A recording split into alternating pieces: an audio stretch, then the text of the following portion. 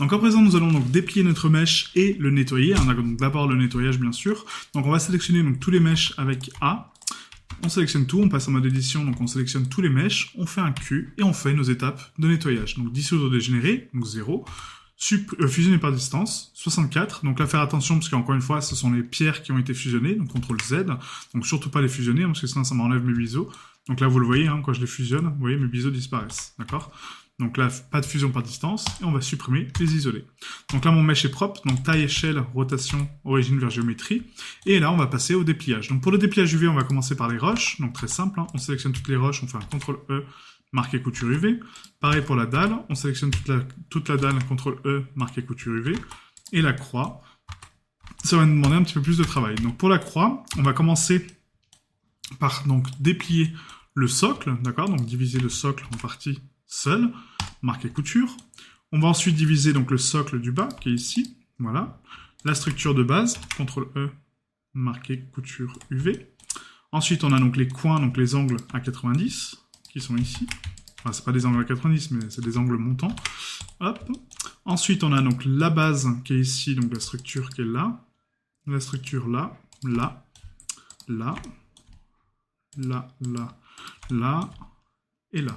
CTRL E, marqué couture UV. Ensuite, on a donc tous les angles qui sont là, comme ceci. Et donc là, on a ici aussi, voilà. Et après, donc on a les angles ici de contour également, hein, donc là, là et là. On a ici, ici, ici et ici. Et ensuite, on a toutes les structures qui sont là. Donc là, on peut monter jusqu'en haut, hein, jusque là. Là, pareil, on prend cette ligne-là, on monte jusqu'en haut. Pareil pour le côté. Hop. Et pareil pour le côté. Donc le dépliage UV, en fait, il faut savoir que du coup, ça viendra avec le temps, mais en fait, après, au bout d'un moment, vous allez même plus réfléchir à vos loupes, puisque du coup, c'est une évidence, d'accord? Donc là, par exemple, j'ai un cercle, d'accord? Donc on va supprimer donc le cercle, on va le casser, d'accord? Donc on va diviser le cercle à part, au-delà des morceaux de croix, hein. Voilà, comme ceci. Hop, pardon. Voilà. CTRL E, marqué couture UV. Là, on va casser cette ligne-là de contour qui raccorde donc le rond à la structure de base. Et pareil de l'autre côté, donc on va faire un contrôle, voilà, tout autour du cercle. Hein. Voilà, et comme ça, on le divise. Parfait. Ensuite, on a donc ici donc, les faces internes. Donc là, je vais désactiver donc, mes modificateurs donc ici au niveau du viewport vise pour voir mieux. Et là, on va prendre donc, la loupe interne. Voilà. Les coins.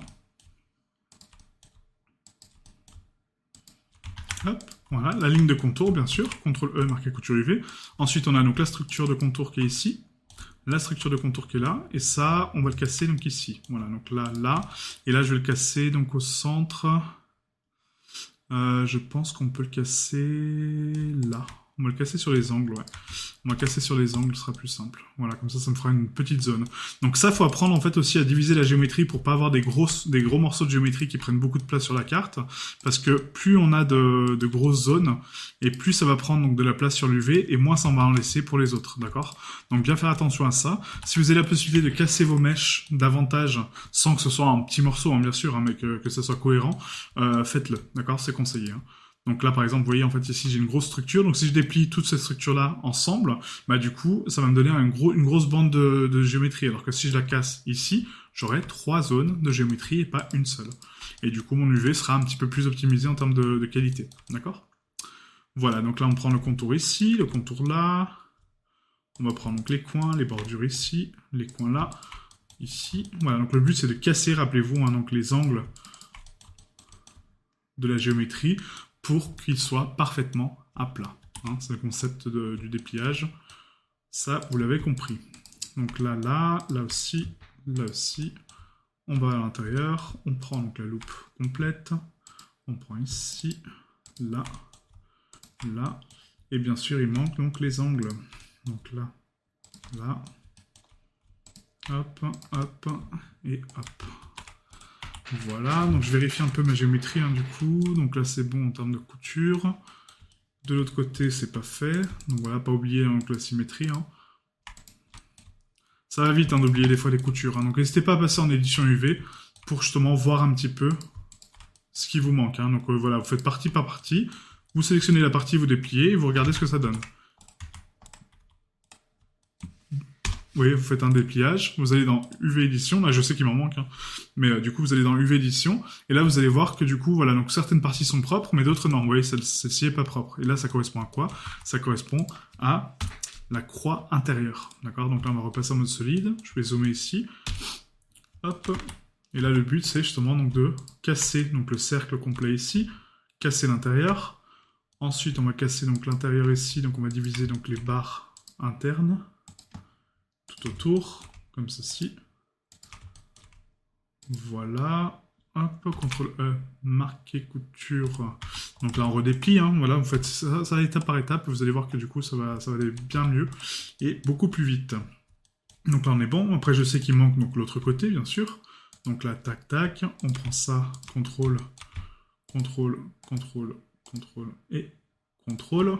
CTRL E, marquer couture UV. On déplie. Voilà. Et ensuite, il nous manque donc la croix intérieure. Donc la croix intérieure, on va casser donc les bordures qui sont ici. Voilà, tous les angles, hein, du coup. Et donc là, ce qu'on peut faire à la limite, c'est, donc ici, pour que ça soit plus rapide, regardez, je vais prendre donc la face du centre, l'autre face centrale. On va faire un CTRL+, et là, j'ai toute ma croix, vous voyez, en fait, qui est sélectionnée, hormis les faces qui sont là. Donc là, on va les prendre elles aussi. Tac, tac, tac, tac. Tac, tac, voilà, donc là c'est bon.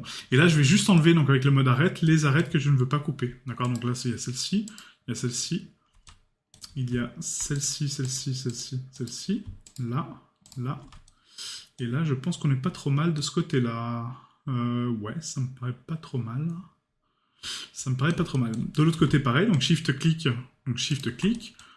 Là aussi, shift-clic, et les boucles intérieures qui ne sert à rien de les casser. Voilà.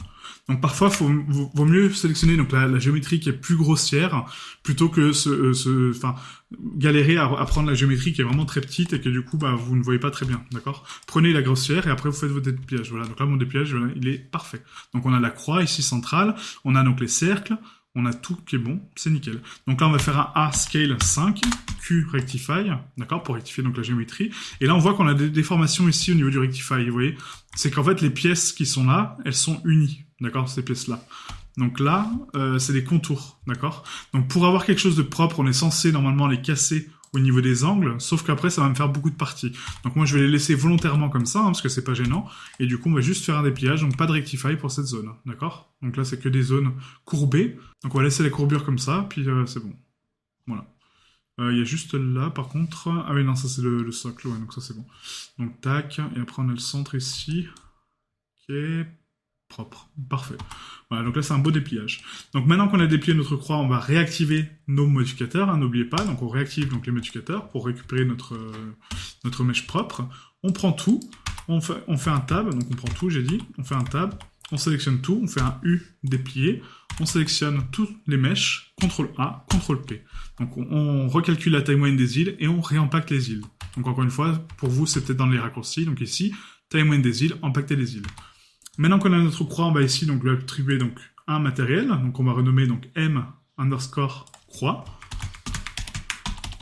Voilà, croix.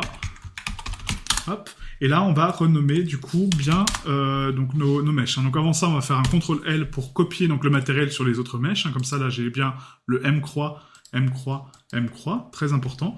Et ensuite, ici sur les mèches, donc on va renommer. Donc là, ça va être donc le socle. Hop, croix.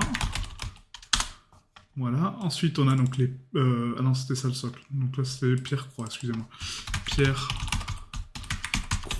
Donc là, vu que c'est un objet pour le sculpte, en fait, on va mettre en pierre-croix underscore low. Là, on va mettre donc croix underscore low. Et là, ça va être donc socle croix underscore low. Voilà, comme ça on a tout ce qui est bon. Ouais, nickel. Donc on sélectionne tout le mesh, on le remet bien au centre de la scène, rappelez-vous, hein, avant l'export. Hein, donc on le place bien au centre de la scène, au niveau du curseur. Donc Shift C pour recentrer le curseur. Hein. Voilà, donc GZ, hop, on le place bien au niveau du sol. Q, taille, rotation, origine vers géométrie. Et là, fichier exporté en FBX. Et là on exporte notre croix donc dans notre dossier d'export. On a ici donc le SM croix underscore low.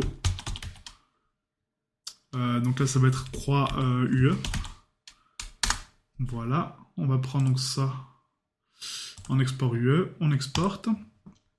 Et ensuite, pareil, donc export FBX, smcroix underscore substance. En lot, hein, bien sûr. Et du coup, là, on exporte avec nos pré-réglages de substance. Parfait. Et là, on a notre croix de fait. Nickel. Donc la prochaine séance, on va s'attaquer donc à la conception d'un autre mesh. Du coup, on va partir donc sur la création de nos toiles d'araignée. Donc je vais vous montrer une méthode très simple pour faire des toiles d'araignée, en sachant qu'on va créer plutôt une texture de toile d'araignée plutôt qu'une toile d'araignée en géométrie, d'accord, parce que c'est pas très sensé de faire ça.